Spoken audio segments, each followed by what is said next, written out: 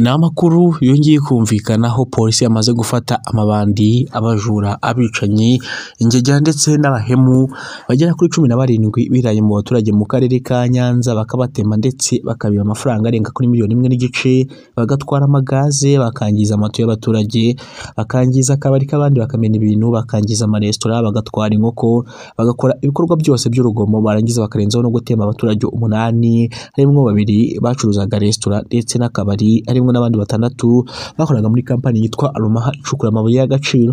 Ni amakuru yongeye kumvikana uyu munsi tariki 11 z'ukwezi kwa gatanu umwaka wa 2025, nibarugamira ugeze ko no muyoboro wa YouTube channel kandi subscribe mu gifaransa nibyo bita sabone, kandi ukunze bizajya bigufasha kubona amakuru yacu ya buri munsi dukomeza kugutegurira. Njye kugeza amakuru yongeye kumvikana mu karere ka Nyanza, tukumva icyo ubuyobozi buvuga ku byabaye ndetse n'icyo batekereza ku bugizi bwa nabi ndetse n'ubugomo butindi n'ubugizi bwa nabi bw'indengakamere bwakozwe n'abanyarugomo.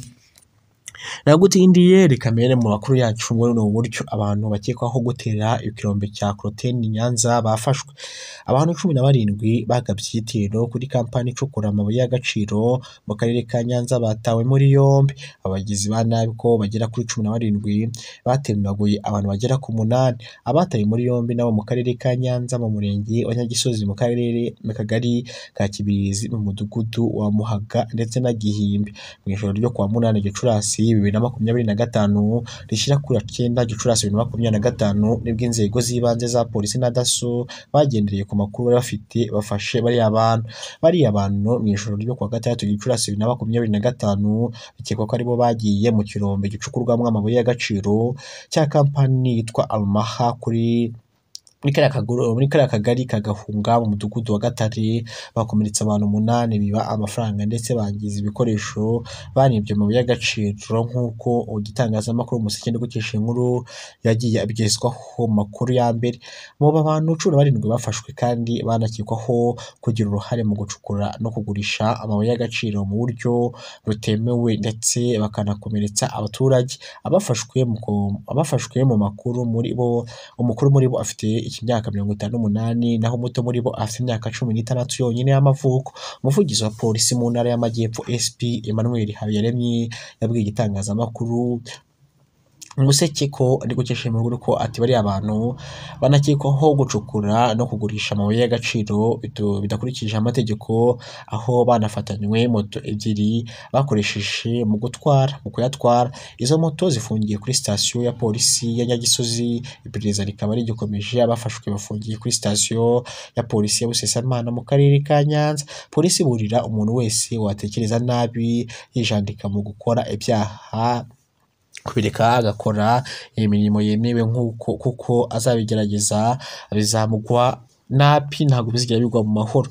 Mu makarere k'Amajyepfo ikiraro cyo kuri Mwogo gihuza akarere ka Nyanza, Ruhango na Nyamagabe cyarengewe n'amazi menshi y'imvura.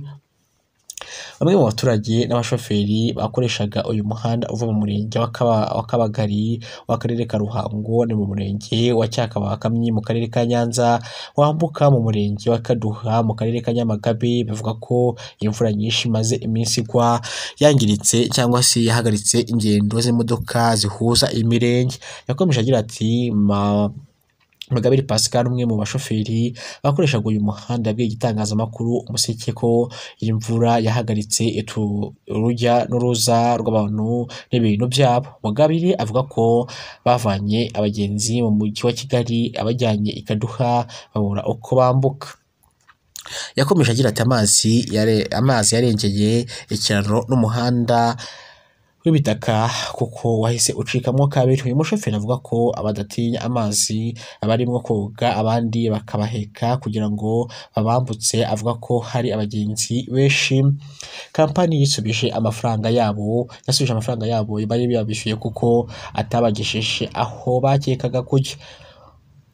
Ugenza buhoro Musa avuga ko ikiraro bari basanzwe bakoresha kidakoze neza kuko icyo bakoreshaga mbere y'uko ubuyobozi bwasabye ko kivanwa ko kigakorwa mu buryo bwiza ariko biza kurangira kidakozwe. Ati aho abagenzi binjiraga hitwa ko hari ikiraro hatwawe n'amazi, ubu ntabwo wamenya aho ikiraro kiri ndetse n'amazi ahari. Umuyobozi wungirije ushinzwe iterambere ry'ubukungu mu karere ka Nyamagabe Habimana Theodore avuga ko akimara kumenya ko iki kiraro cyarengewe basabye inzego z'ibanze ndetse n'iz'umutekano kuba abantu bakwambuka kugira ngo amazi atabatwara. Ati kiriya kiraro ubusanzwe cyari cyarafunzwe dukora ikindi ku ruhande nicyo abagenzi bakoreshaga. Habimana avuga ko bagiye kwiyambuza kampani y'Abashinwa kugira ngo bafashe kubaka kiriya kiraro kigezweho. Gusa uyu muyobozi avuga ko amaze kwakira amakuru avuga ko amazi yatangiye kugabanuka, bityo ko abantu batangiye n'imodoka zigiye gutangira gutwara abagenzi zikoresheje icyo kiraro gisanzwe. Bamwe bakoreshaga uyu muhanda bafuza ko wakorwa kugira ngo uhakomeze abaturage bakomeze bagende. Ni hano tsubikiye aya makuru, ndagushimiye cyane rero twabanye ku munota wa mbere no kugeza ku munota wa nyuma. Imana iguhe ibyo kurya, amafaranga ndetse n'ubuzima buzima, udasiba kudukurikirana amasaha 24 kuri 24.